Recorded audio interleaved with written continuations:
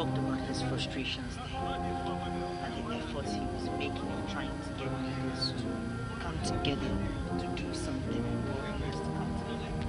And that challenge seemed to come up again when he was named UN envoy to Syria. Yes, exactly. So in Syria, I think because of the experience he had in Rwanda, which is usually described as the dark page in his life, he said he regretted for not, the UN at the time not being proactive to stem the genocide that was witnessed that led to the killing of 800,000 people in Somalia. So Mr. Annan decided to quit the role given to him as a UN in Syria in 2012. And he's quoted to have said that at a time when we need the Syrian people, the desperate Syrian people need action, there continues to be finger pointing and name calling in the Security Council. He said that in some ways that finger pointing and name calling is emblematic of the way the UN Security Council has worked during global conflicts, even during the Annan era. Each of its members, China, France, Russia, the United Kingdom, the United States, protects its interests or fails to act. And it was on this premise that he decided to call it quits on that role. As a sign of a man of principle, because you see what was happening on the ground in Syria. Many lives were being lost. People were being named here and there. The displacement of millions of people as refugees. It was better for him to quit than to be part of an agenda that seemed not to be making the kind of headway that was expected. And I look at his biography and I realize that very interesting. He was born on 8th April. I see the number 8 running through. 8th April 1938. Then he died at the age of 80. And then August, which is 8th month, on the 18th. And then 2018. It's amazing. That's interesting, and I'm sure that there are some interpretations to that. Again, Mr. Annan made a very important statement, and one of the quotes that he made, and I laughed so much, was that he said, ignorance and prejudice are the handmaidens of propaganda. Our mission, therefore, is to confront ignorance with knowledge, bigotry with tolerance, and isolation with the outstretched hand of generosity. Racism can, will, and must be defeated. I quote again, he said that ignorance, he made a statement that I laughed so much, he said ignorance and prejudice are the handmaidens of propaganda. Our mission, therefore, is to confront ignorance with knowledge, bigotry with tolerance, and isolation with the outstretched hand of generosity. Racism can, will, and must be defeated. And he was so known for bringing people together and bringing people from different religions together. And we are told that in one of the statements he made also, he said people of different religions and cultures live side by side in almost every part of the world. And most of us have overlapping identities which unite us with very different groups. And he said that we can love what we are without hating who we are and who we are not. We can thrive on our own tradition even as we learn from others and come to respect their teachings. And so you remember the role he played in bringing the Dalai Lama in. Yes, that was 2000, from 1999 to 2000. We're crossing to the millennium. They had an interfaith ceremony where all the religions were brought together under the aegis of the UN. And then they had a ceremony indicating that religions all over the world are one. And therefore there's no need for one to claim authority or supremacy over the other, so that it doesn't result in conflict. So it was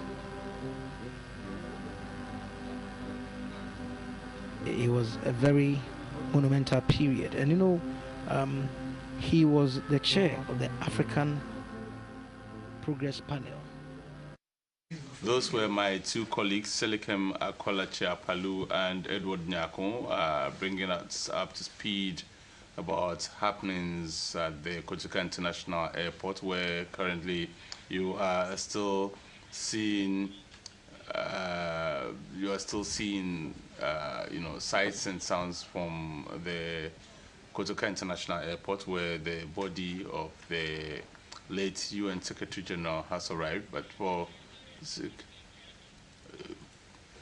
security reasons, we have not been allowed to bring you pictures of the casket carrying the body so far. But as the ceremony is about to start, we will eventually see the body, and that's, I believe, the aircraft.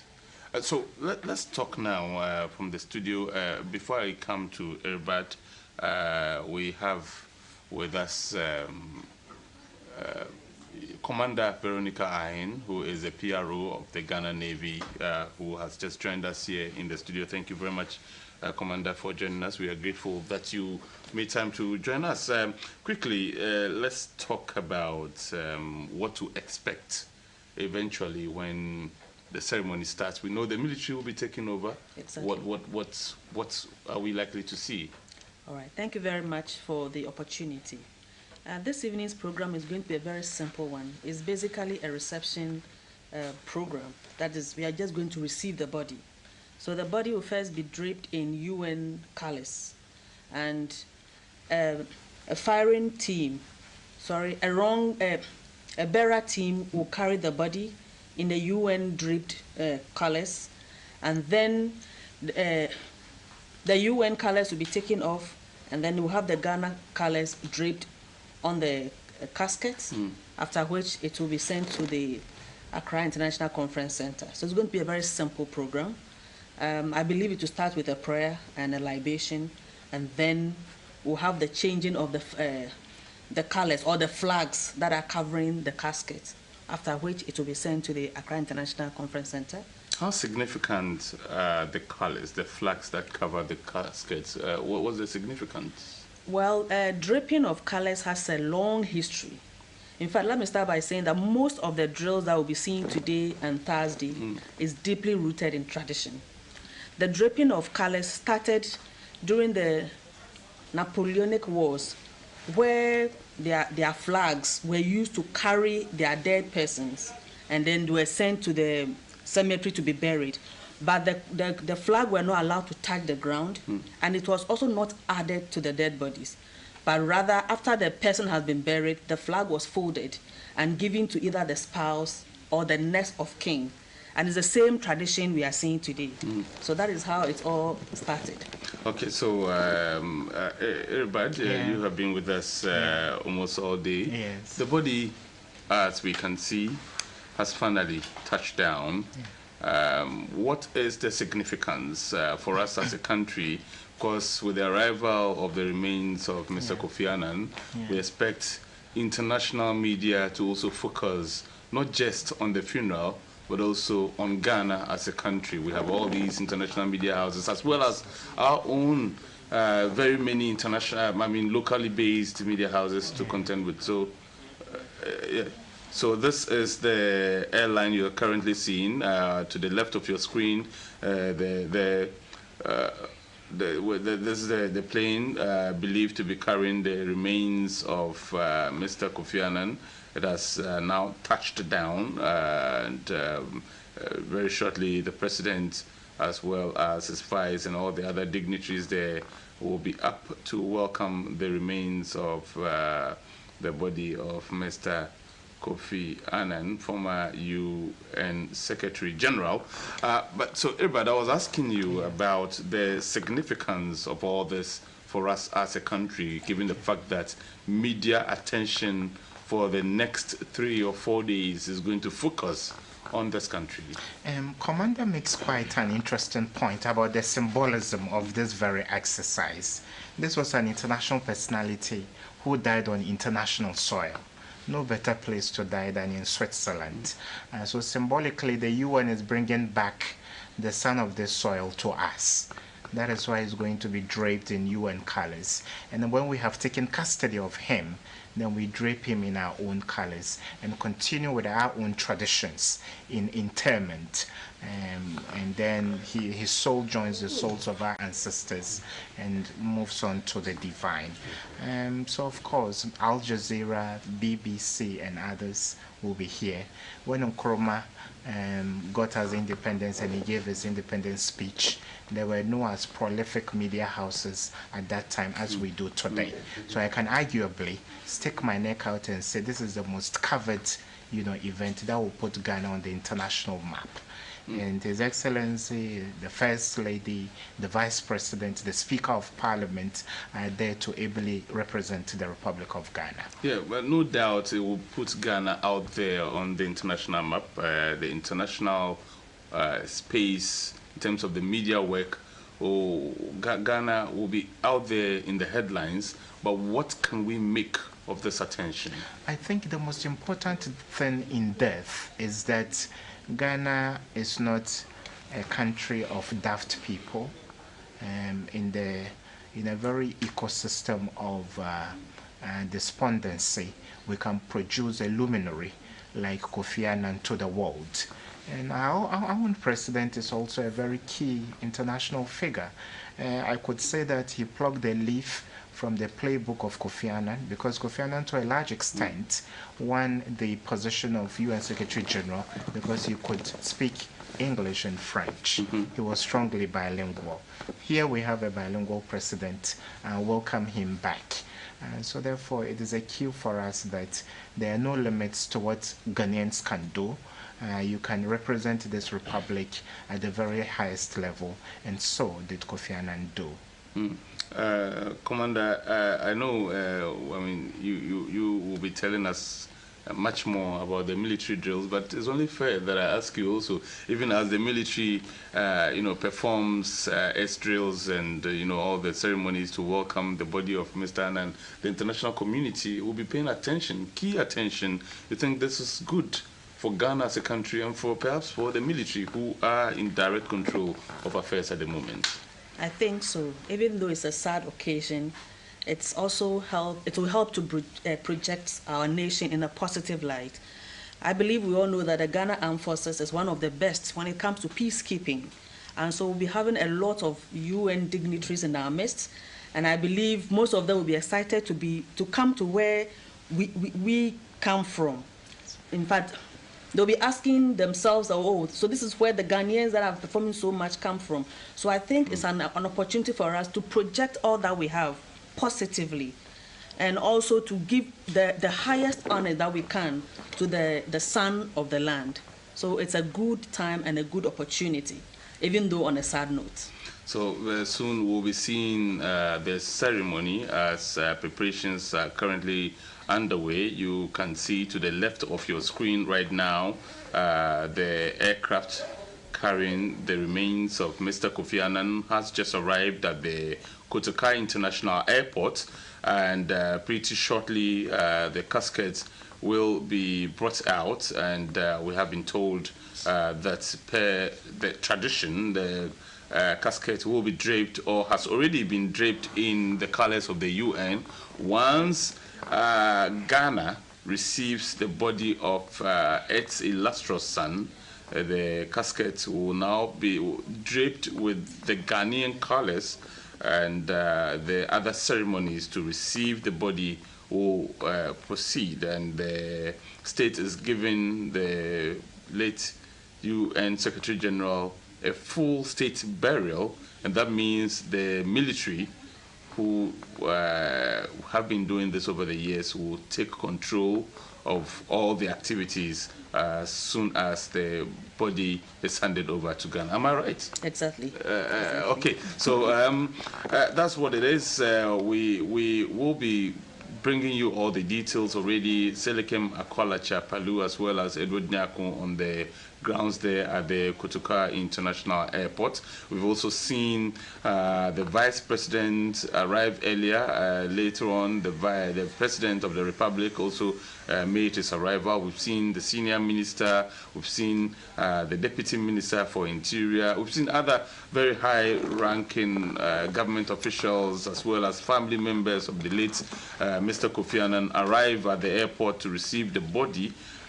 Soon the ceremonies will begin, and you can see those officials as well as the president rise to walk towards the aircraft to welcome Mr. Kofi Annan back home. And that's why we are inviting you to be a part of this coverage. Send us your comments, many of which have already come in. My colleague is standing by, Sicho. Philip will be reading out your messages live on air, and when the time comes. But it's not too late for you. You can still bring your messages in. The hashtag is hashtag Kofi Annan Final Journey Home. Selikem is on the grounds. She has all the details. Selikem, what can you tell us right now as we see the president and his vice walking towards the plane? And there, the aircraft, Swiss aircraft that carries the remains of the 7th UN Secretary General, Mr. Kofi Annan.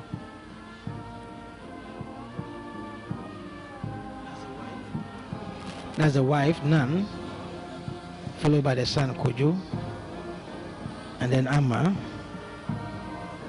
and then the third one. Wow. I suppose that might be their grandchildren.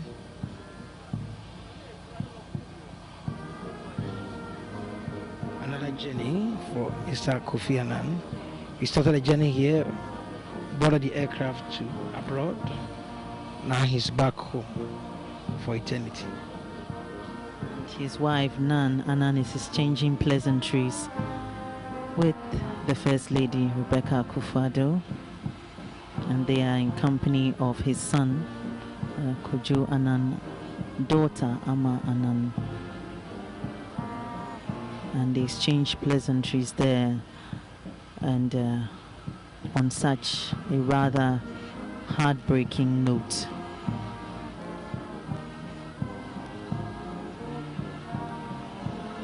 In such a time for a country like Ghana, accompanied also by his grandchildren as well. That's Ambassador Annan Ketu, he's a career diplomat.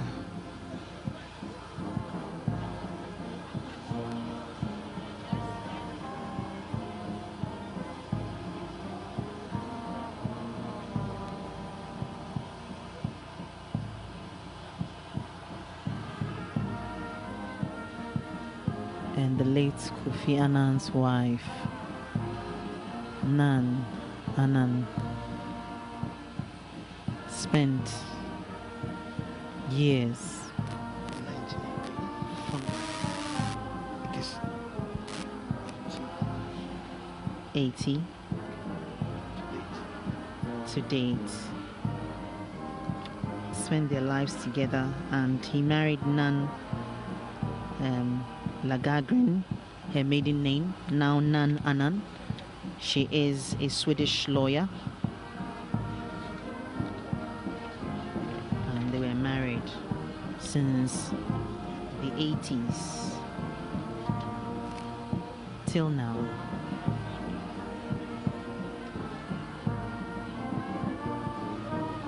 And what a loss to the world, a loss to Ghana, a loss to the efforts in keeping peace, and of course the Chief of Staff, Mrs. Fremal Separi.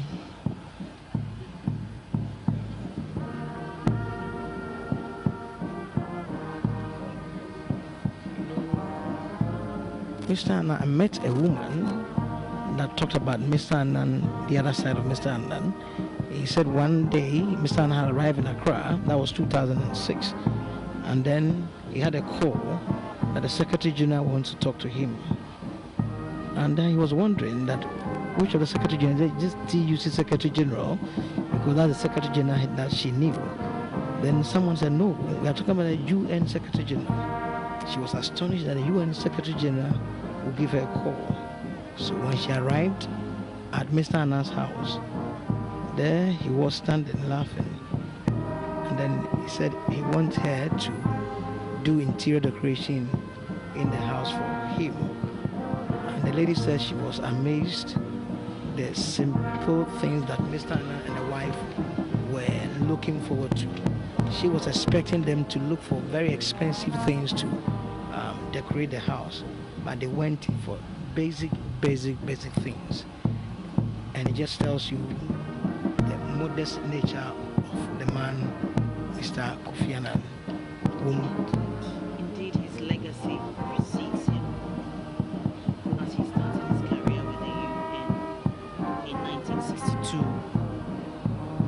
where he joined the UN as administrative and budget officer with the World Health Organization in Geneva. And his daughter, Amma Annan, who just arrived in the company. His wife, Nan Annan, spent several years. The man who is considered a gift to the world because of his legacy. Mr. Kofi Annan was married to Titi Alakija, and then got married to Nan Maria Annan in 1984, and they have been married till now. He died in Bern, Switzerland on that fateful August 18th, 2018, surrounded by family, surrounded by his wife, his children, and his grandchildren.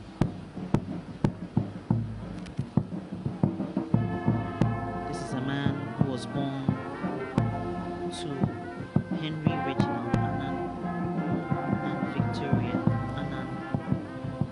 Mr. Kofi Annan was a twin, but lost his twin sister in the early years. His twin sister, Ifwa Atta Annan, passed. And so, as a twin, he is known as Kofi Atta Annan.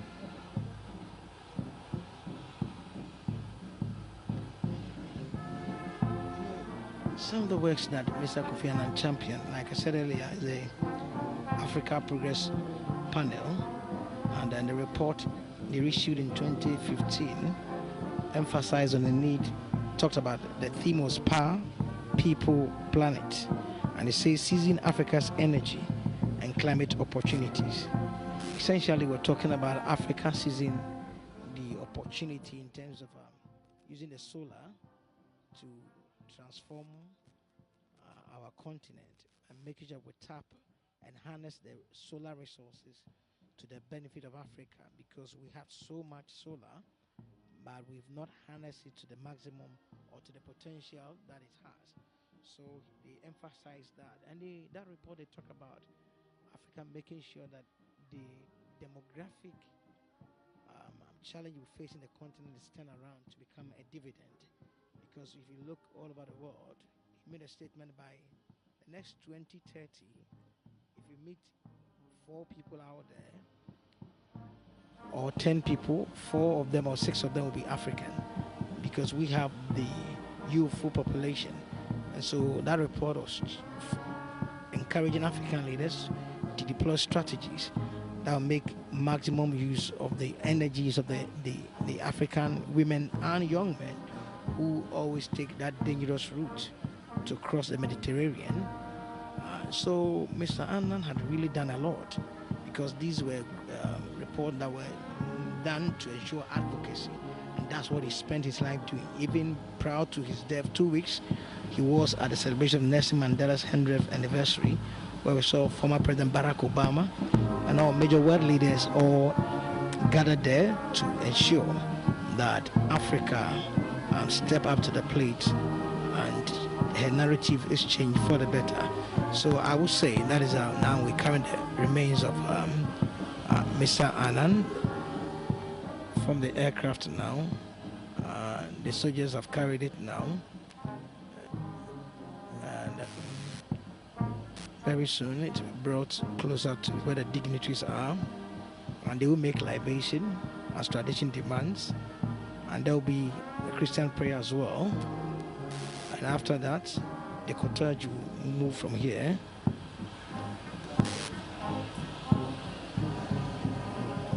That is a solemn mood, flanked by the coffin is draped with the UN. Right, commentary from the field at the Kotoka International Airport by Selikem and Edward Nyako. Back here in the studio, have with me Irbad Ibrahim and Commander Veronica Ahen, who will be doing the commentary from here from now on. So that is the casket carrying the remains of the late former UN Secretary General, Mr. Kofi Annan, draped in the UN colours, and we have the military officers there also in.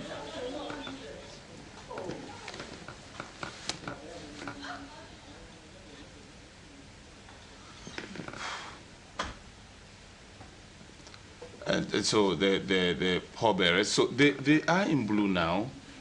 What does it signify? They signify UN, and then that team is known as the bearer party. Yes. We have 6 other ranks and 1 officer. The gentleman with the brown belt across his chest is the officer. The others are other ranks. Yes, and they are the bearer party. They carry the coffin. So this is the bearer party for the UN side. They went for the body from the aircraft, and they'll be placing it on the catafalque. It came a few minutes ago. After which we'll have the Ghana bearer party coming over to now drape it in the Ghanaian colours, or the flag of Ghana. And so this signifies that these military men, as we see on the screen right now, are representing the UN at this point in time. Exactly. And so they will be the ones to hand over the body to the Ghana side of the military. Is that what it is? Yes. So this bearer party will now send the body to the catafalque, and then they'll take the UN flag off, and then the Ghana bearer party will now come and drape it in the Ghana colors, after which the Ghana bearer party will carry the body to the hearse. Yes. And you were telling us earlier that the significance is what? That the UN, where he worked and belonged to, had now recognized that he, having passed away, has to be returned to his people. Exactly. His people being Ghana. Right. And by draping the casket in the Ghanaian colors, the significance is that that's the highest honor that can be given to any Ghanaian. We all know that the Ghana flag represents the spirit of this country, and so if somebody dies and is draped in the Ghana color, it means that that person is being accorded the highest respect in time of death. So that's exactly what we are going to witness very soon. I believe the UN is doing the same by draping the casket in the UN colors. And we have some officials approaching the casket at the moment. We can see some traditional persons. I believe libation will be poured to welcome the body. Remember that Mr. Kofi Annan, apart from being the UN Secretary General, also comes from a royal family, and to that extent, we have a lot of traditional rituals that will be performed. We'll bring the sound from the field in a jiffy to let you know exactly what is being said right now as the libation is about to be poured.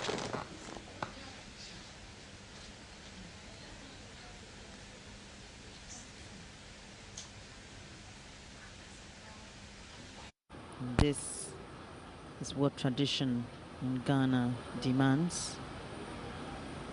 And as he has returned,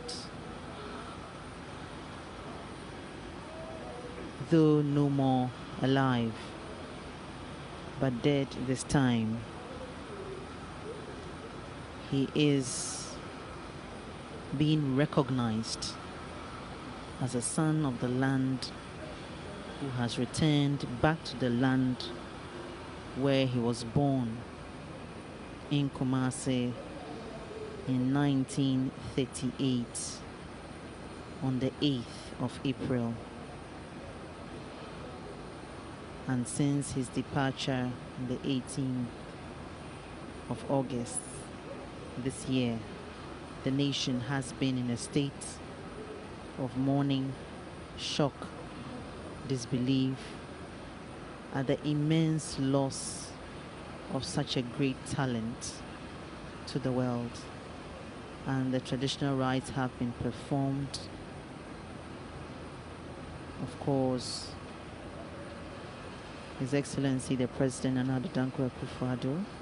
Now we're seeing prayers being offered, Christian prayers being offered.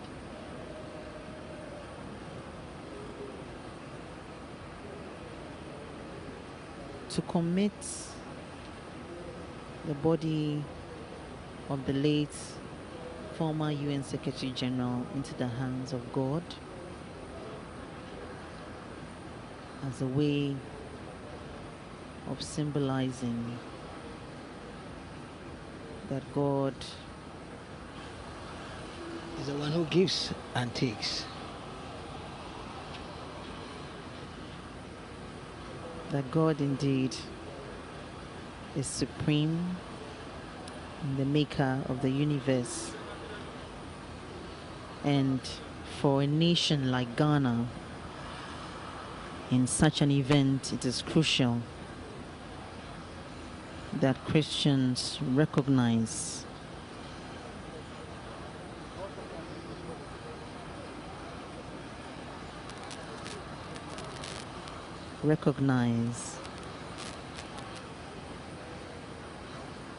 the presence of the God Almighty. In following those rites now, we're going to witness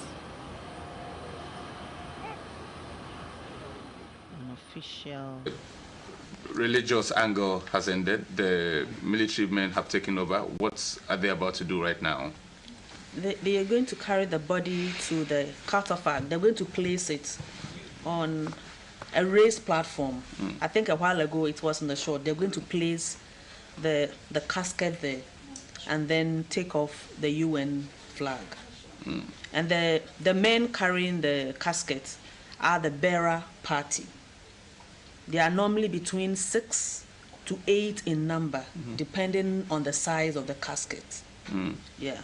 Oh. And in this case, they have the 6 men and an officer who is the commander of the bearer party. The number of military men, does it also signify the status of the person, or it just has to do with how big the casket is? It simply has to do with the size of the casket. Yeah. And so still we see the casket draped in UN colors, and we still see the officers, the party bearers in the blue and black belts. Yes. And they will be the ones to place the casket on that raised platform. At what point will the Ghana colors then come in? It's after they have placed it, and then they will march off. Then the Ghana bearer party will also come. I just want to add that You see the blue beneath the belt, that is the UN colors. And the black belt is a sign of mourning. You see, they are all wearing black armbands. When we are having a funeral in the military, we wear black armbands on the uniform. So this side, I can see on the right of the gentleman, you see the black. Yes. Yeah, so that's a black armband and a black belt over the UN colors to signify that we are mourning. And we see colors on the trumpets that are currently being played by some of the military men there. Do they also have any significance? Not really, they're just decorations. Yeah, just musical decorations. The hashtag is hashtag Kofi Annan Final Journey Home. We'll be reading out your messages shortly.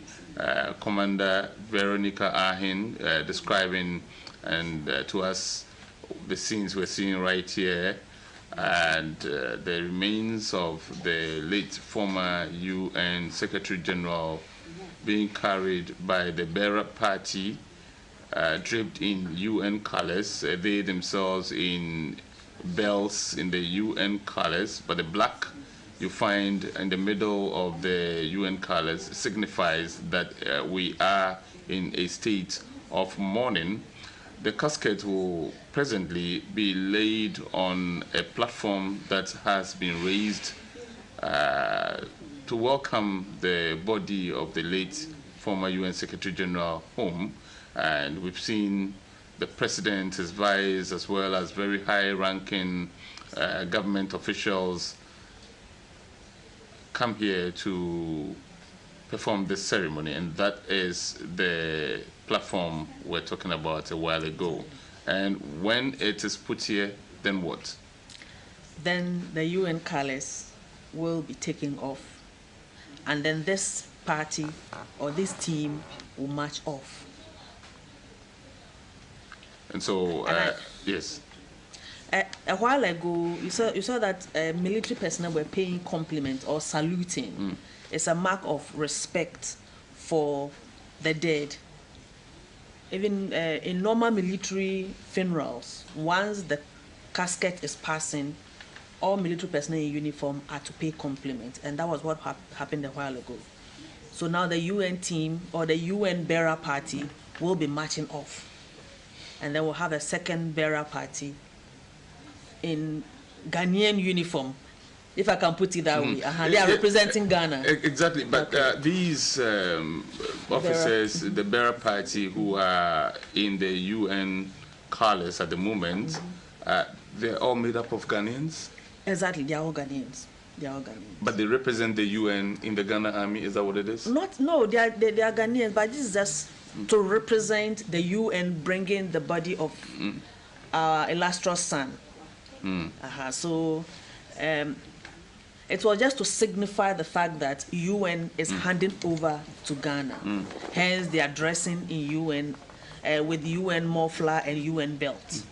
Okay, so we find a different set of military personnel marching towards the casket now. Tell us about it.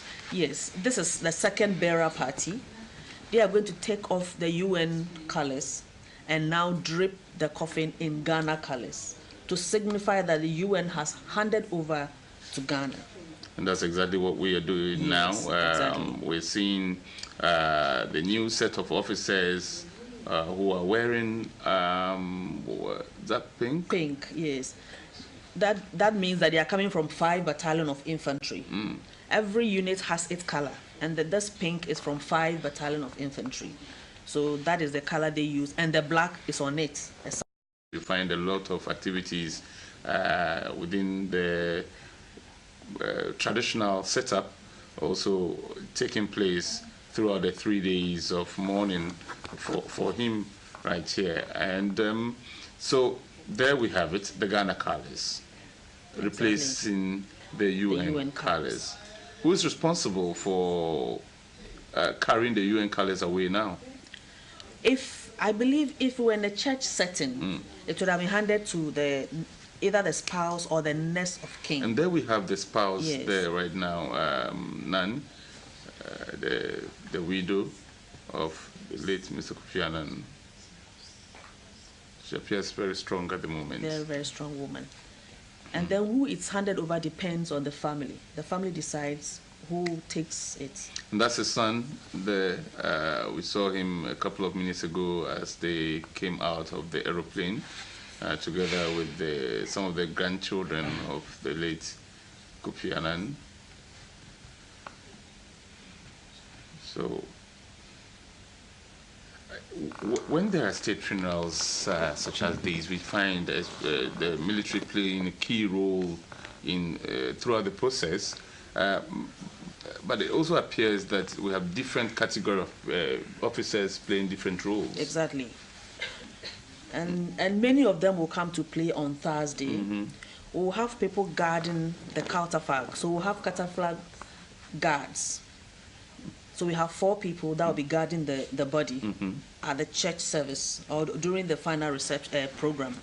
And then we'll have pallbearers. They are very senior officers.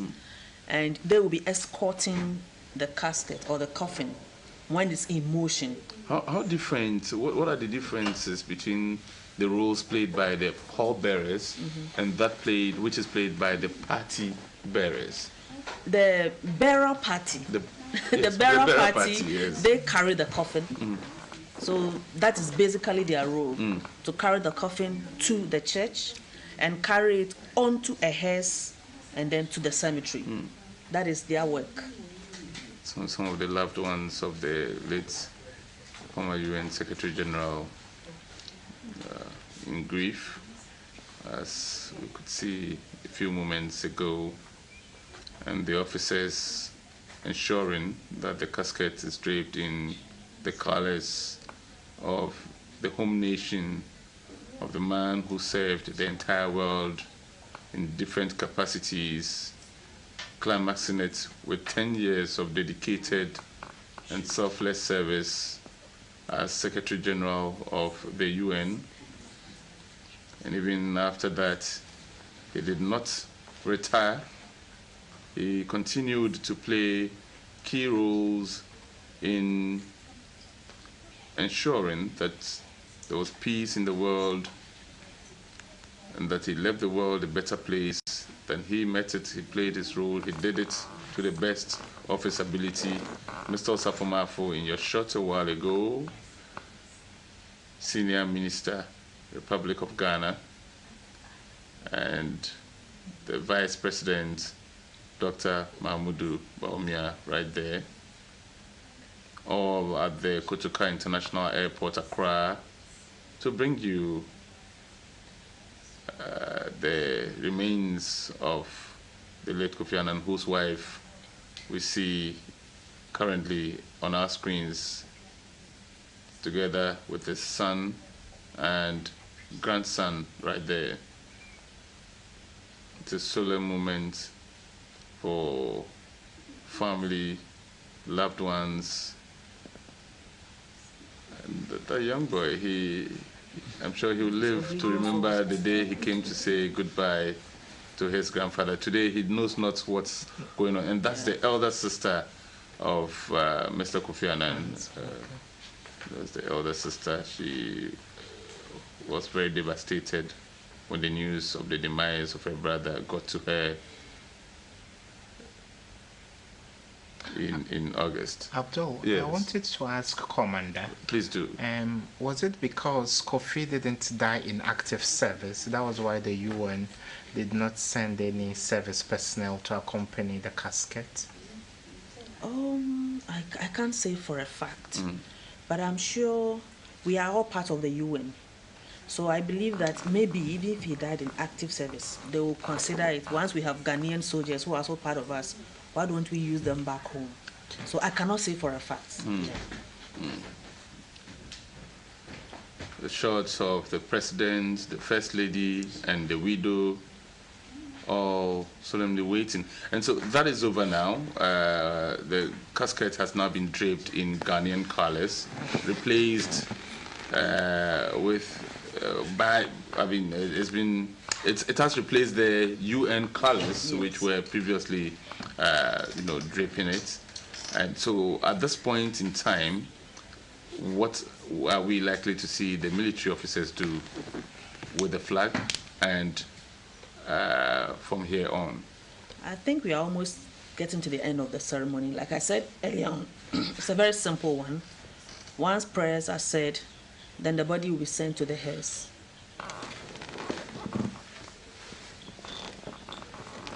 Okay, so we'll go back to the location now.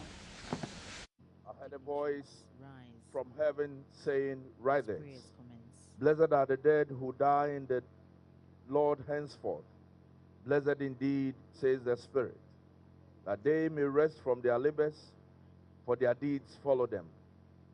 We know that when the earthly tent we live in is destroyed, we have a building from God, a house not made with hands, eternal in the heavens. So Jesus said, "In my Father's house are many rooms. If it were not so, would I have told you that I go to prepare a place for you? And when I go and prepare a place for you, I will come again and take you to myself, that where I am, you also may be there." Eternal God, our merciful Father, thou art the same forever, and thy years have no end. We, the children of a day, are as nothing in thy sight. Dear Lord, we have come here to remember your Son, the servant of our world, Mr. Kofi Annan, whom in thy wisdom thou hast called to thyself. Dear Lord, we thank thee for the foresight and goodness with which thou dost guide our steps. Thou hast given us life, and in thy appointed time thou dost take it again. So, dear Lord, prepare our hearts, we pray thee, to submit willingly to what thou hast ordained, that we may say, the Lord gave, the Lord has taken away, blessed be the name of the Lord. Thy fatherly love makes us certain that thou hast called thy children to your eternal glory. Thou indeed have called your Son, Kofi Annan, to your eternal glory, where death shall be no more, neither mourning, crying, or pain, and where thou wilt wipe away every tear from our eyes. For this, O God, we thank thee and praise thy holy name. We also thank thee for all the goodness thou hast shown to our son, the son of this land, Ghana, until his life end, and for all the blessings you gave us through him.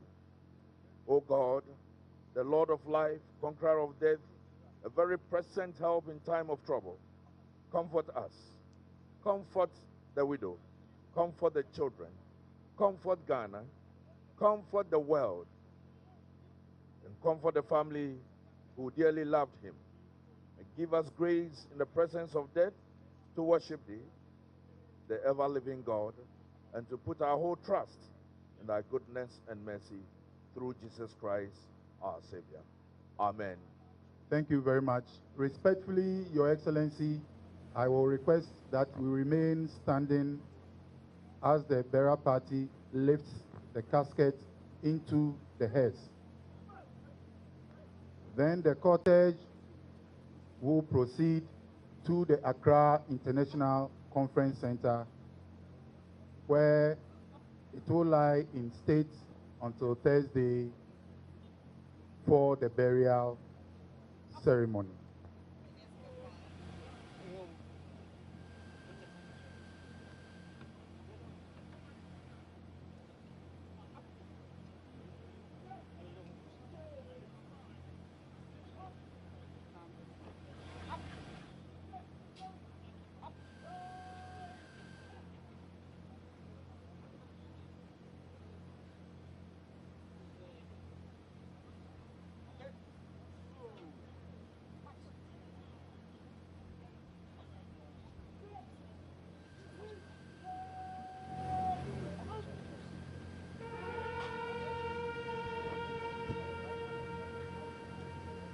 And solemnly, the body of the late former UN Secretary General, accompanied by